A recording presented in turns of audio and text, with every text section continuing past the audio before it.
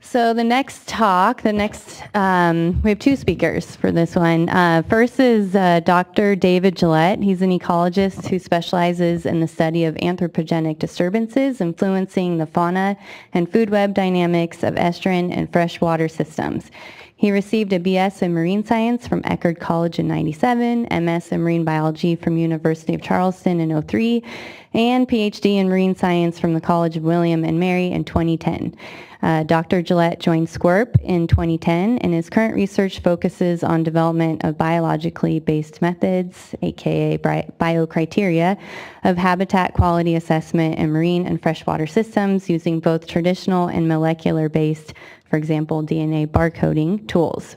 Specifically, Dr. Gillett focuses on the development of causal assessment methodologies for California's freshwater and marine habitats that use changes in biological communities to identify potential stressors to these ecosystems.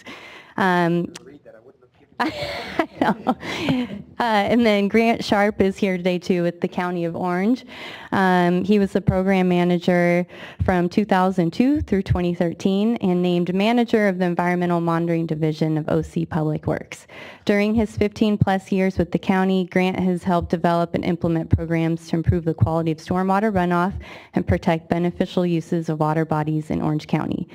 He also teaches courses on stormwater management and green infrastructure at Santiago Canyon College and is a certified professional in erosion and sediment control, as well as a CGP construction general permit trainer of record. So please join me to welcome David first, and then Grant will follow him. Excellent, thank you. You're welcome. And we don't have a laser, that's correct? Yeah, don't use laser. Don't. It won't work. Okay. You'll have to. Okay, Yeah. I'm good. Yeah, okay. Forward and backward, yeah. All right, excellent. Thank you, guys. Based on the talk this morning, I'd say I'm an ecologist. So we were doing data science as ecologists before it was called data science. So we were pioneers in this field. What I want to talk to you today is about causal assessment, but more to the point, a rapid screening level causal assessment. Many of you have heard me talk causal assessment stuff before, but today we're talking about a little bit of an iteration where we're starting to actually move the ball forward and make some tools that you could actually use to assess your watersheds. We're going to cover in today's talk, first, what is causal assessment, for those of you who haven't heard me drone on about it before. Second, we're going to talk about selecting comparator sites, which is an element of causal assessment. Third, we're going to go into what are the actual screening level tools one uses to do causal assessment.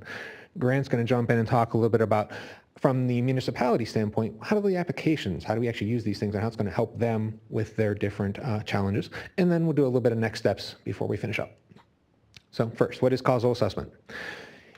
In short, causal assessment is when you have impaired biology within a system, causal assessment is the approach and the set of techniques you use to diagnose why that biology is impaired.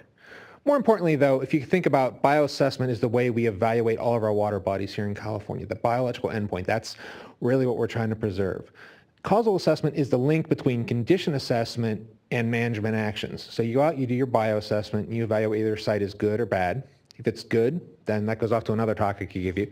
But if it's bad, you need to do something about it. You just don't want to charge forward and say, okay, I'm just going to slap in some BMPs of some fashion. It's going to improve it. It's better if you actually have data which suggests what are the actual stressors that are impacting the biology, and then you can sort of think about how do we fix those particular stressors, if they're fixable, to improve our biology.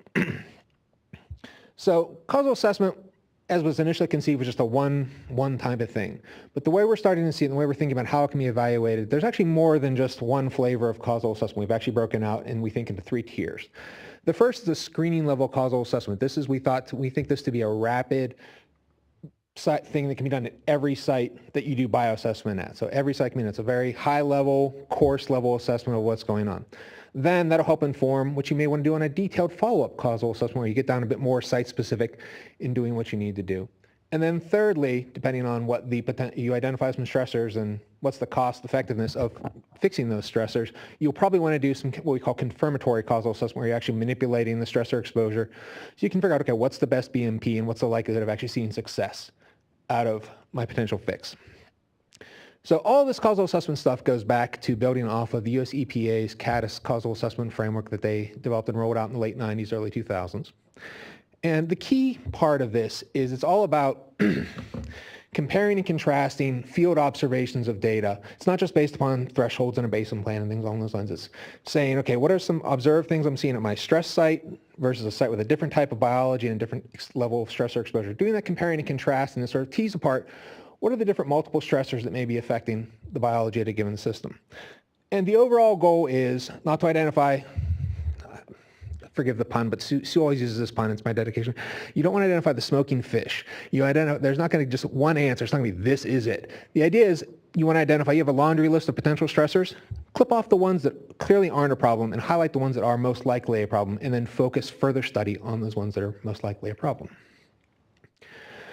So, with causal assessment, there are three primary components and there's challenges associated with each of those.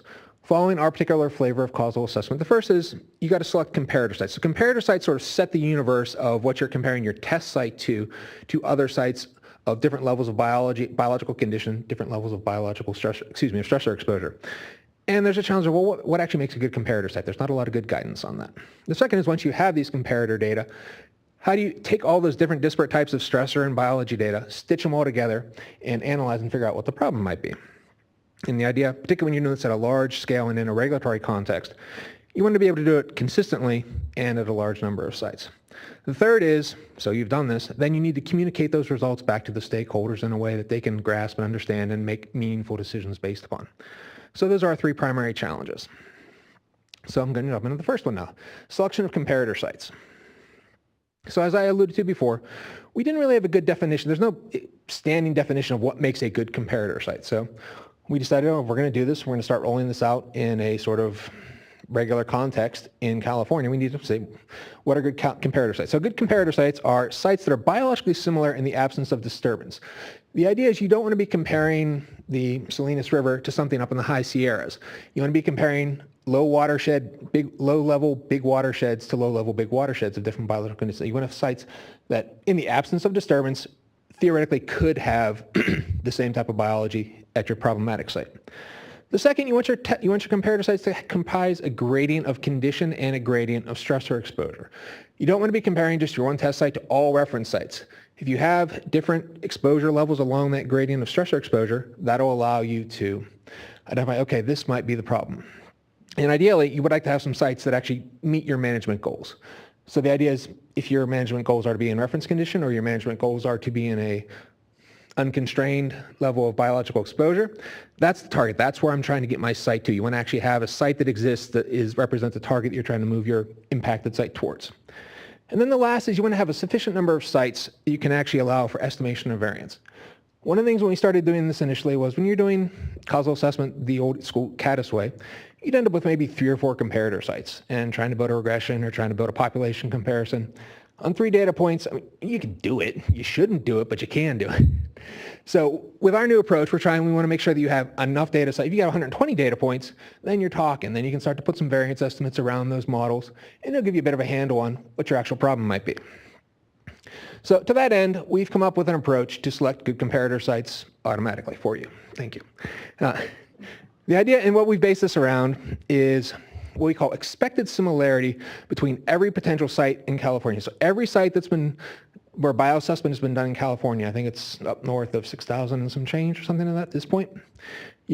Those are potential comparator sites for any one of your impacted sites anywhere in the state. So when you do bioassessment, the CSCI, benthic macroinvertebrate tool that we use, it creates an expected population of what should be there under reference condition. And then you can, so I can't point, so the table on the lower left-hand corner is an illustration of that. So at your test site, you should have these beasts with this expected capture probability for each of those beasts. And then you have these other potential sites. You can then compare those using a Bray-Curtis dissimilarity to say, how similar would these sites be under reference condition to each other? You pick a degree of similarity that you find acceptable, and those are your pool of comparator sites. The nice thing is this is quick, this is repeatable, it's empirically based process, and it can be done off of data generated from the bioassessment work you're already doing. All you need is your bioassessment scores, your latitude, longitude, spit it in, and this will spit back out of you, and on my desktop it's about 2 minutes. So the benefit of all this is, so this is from the San Diego River, and this is the old-fashioned version of causal assessment, where we had the red dot was our test site, the impacted site at the bottom of the watershed. And we needed to come up with some comparator sites. So based on stakeholder discussion, we're like, well, let's just use the other sites we use in our basin monitoring plan. which is well and good for those first 3 yellow dots. The 4th yellow dot, that's actually up in the mountains if you know that area. And it's not exactly fair to be comparing lower San Diego River to up there to Cedar Creek. With our new approach, we can generate 123 comparator sites for that same site. And what you see is these are all ecologically comparable. These are all sites that should have the same under-reference condition, the same biological community. So, and the interesting thing is, they're not all in SoCal. There's some up in the Central Coast region, some in the Bay Area. So, but these are all have the same underlying ecological conditions that should support the same community type of thing. So we have a way to generate comparator sites, and that's a paper that'll actually be coming out between myself, Rafi Mazur, and Sue Norton at EPA. That'll be out, knock on wood, by the end of the year. It's in review right now. But once we have these comparator sites, what do we actually do with them? How do we actually start doing the causal assessment bit? So the screening tools we're looking at, we want to evaluate common broad classes of stressors. So this is sort of a high level, again, rapid screening level kind of process. And we want to do it both with invertebrate and algal endpoints, because those are hopefully going to be the 2 bio endpoints we use when we start doing our bioassessment across the state. And the idea is we want analyses that can be done rapidly and at a large number of sites. So, pardon me. The eventual goal is we want causal assessment that is common as condition assessment. So everywhere you do a bioassessment sample, you get a causal assessment score right out of the box thereafter. So this is what we hope this will look like eventually. This is our dashboard mock-up of what we're aiming towards with our rapid causal assessment, screening level causal assessment. And the idea is you'll generate one of these. Every site where you do bioassessment, you'll get one of these scorecards coming out at you. So you notice I said broad levels of stressor. So this is the type of level of stressor we're talking about. This is habitat, eutrophication, flow, sedchem, etc. These are not specifics. This is not TN. This is not TP. This is sort of high level stuff. And this is stuff, right now, again, this is just a mock-up. This is one of the things we're interested in sort of hearing feedback. What are the common stressors? These are just common stressors we see in SoCal. Are these the common stressors to be used across the state? So this is an iterative process. And then we'll say, like I said, we have a BMI endpoint, and we'll have an algal endpoint. So in our mock-up, the way you sort of read this is,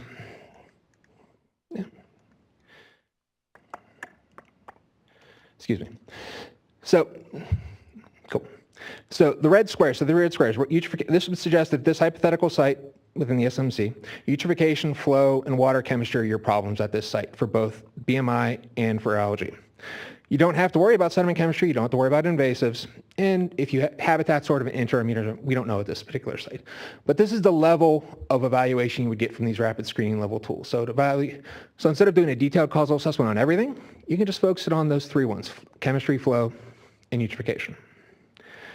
What's nice is this then can be used to prioritize subsequent actions. We're eliminating the high stressors, eliminating the unlikely stressors and focusing on the detailed stressors.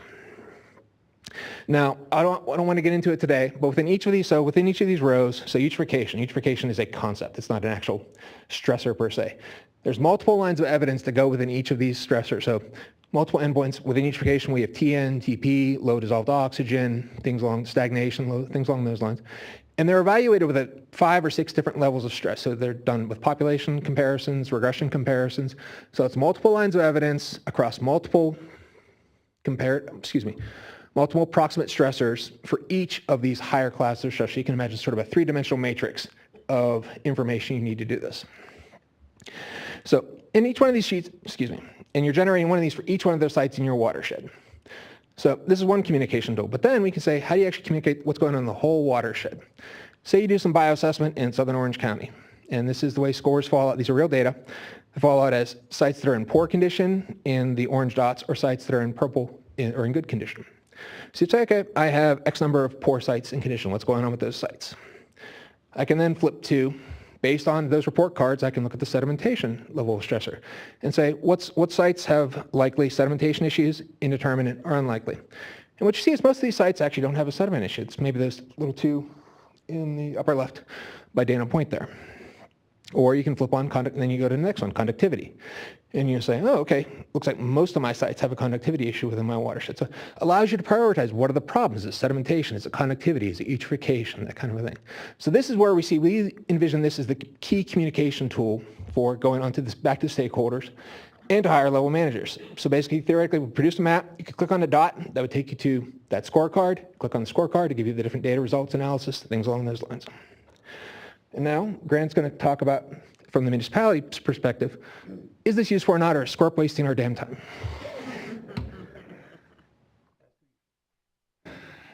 All right, thank you, Dave. When Dave showed me what they were working on, it hit me, pretty quickly that this could be a really powerful tool for municipalities and in particular stormwater or MS4 agencies.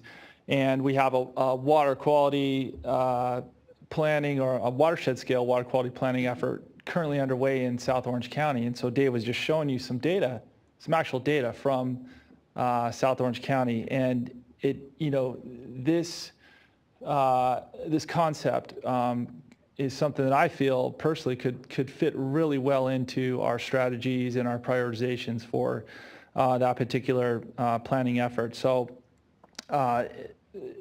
we are putting together, or have put together rather, a water quality improvement plan for South Orange County. It has not been officially approved for implementation yet. It's in that process right now. But it was based on a very holistic watershed scale approach that really focuses on stream system value and function. And our hope was that we could better align with beneficial uses and protecting or improving the ability of our stream segments to support beneficial uses. And we felt that would also better align the effort with both the California Ocean Plan as well as our basin plan for that area.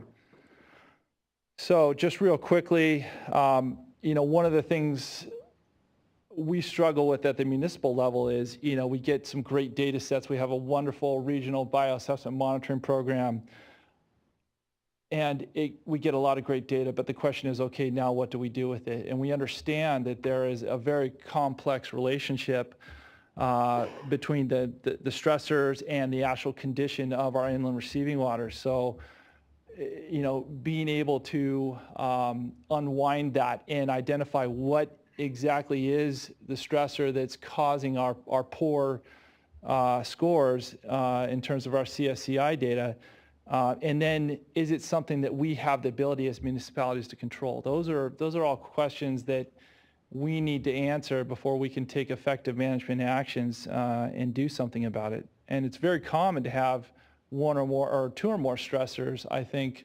within a particular stream reach that might be affecting the condition, the overall health of that stream segment. So in fact, I know this graphic is going to be a little hard to see, but I just wanted to point out that we actually have thought about that within the context of this plan. This is an actual figure from the water quality improvement plan that represents causal linkages. In this case, we're really looking at dry weather stream function here. And what we've done is going from the bottom up, we've got stressors on the third level down condition and going all the way up to impacts. And what you see in the different color gradient is going from lighter to darker. The darker colors represent stressors and conditions that we as municipalities have more ability to actually control or to change or to address through some of the specific strategies that we've laid out within our plan. So we've really thought about, okay, how can we affect and create a positive outcome where we have these low CSCI scores, and so this rapid screening tool that Dave and his colleagues and Sue Norton have been working on, we feel it's something that we could apply that would help us, without having to invest a huge amount of resources in doing a full causal assessment. We might be able to direct some strategies very quickly and effectively, fairly low cost, where we might see some very positive and valuable environmental outcomes. And that really gets to the heart of what we were trying to achieve in setting up this water quality improvement plan. So we think that this tool has, potentially great value, not just in South Orange County. That happens to be an area where we're sort of primed to be able to take advantage of it, but we think it could be applicable well beyond that, that region of Orange County as well. So I'll turn it back over to Dave at this point.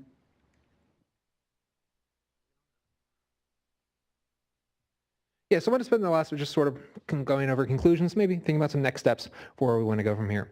So if you recall, so we now have an approach that's out there in the literature. It's been through EPA peer review. It's been through SWRCB peer review.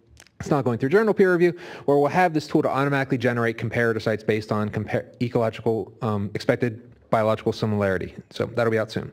And we now have a framework for doing this rapid causal assessment. If you remember that three-dimensional matrix I sort of alluded to, it's not fully populated. We have maybe 20%, if we're feeling good about ourselves, of that matrix populated, and we need it to be fully fleshed out. So, but the nice thing is between these two parts, the comparator sites and the rapid screening framework, these tools are ideal to basically integrate and interpret all of the data that we're collecting under our bioassessment programs. I hear this from Grants Group. I hear this from all the municipalities we work with at SWRCB. So I have all these data. But see, these tools will be integrating data from SWAMP, data from the SPOT program, data from the regional monitoring programs. It'll serve as a key integrator, and the analyses already be set up so you can do it and bang it out and get an answer from all that money and time and effort you're spending collecting data to get some answers to what's actually going on with your streams. And the best part is that'll then allow the municipalities to prioritize what are the water bodies that are easiest to fix, what are the low-hanging fruit, and we can actually start making changes and start fixing what's going on with some of our impaired streams. So the next steps. We're presently thinking about what are the opportunities to build out those modules for each of those high-class stressors. Things like we think the biostimulatory biointegrity policy work, that seems like a no-brainer to build out that eutrophication portion of that stressor. Conversely, the hydromod, as hydromod policy is being worked into like the South Orange County WQIP, that's an ideal place to start building out those flow-based analyses, those flow-based tools. But we're trying to think about what are the different ways we can build out those tools to fully realize that three-dimensional matrix. And we're also looking for potential case studies where we can apply these tools. We've been doing this in SoCal. Some of you in the audience, you've actually had the full CADIS done at your sites in other parts of the state. But we're interested, does this rapid screening approach work in other parts of the state? Does that sort of boilerplate list of stressors, is that applicable for the whole state? Or do we need to have a different boilerplate for different chunks of the state? That sort of a thing. So with that, I'll thank you for your time.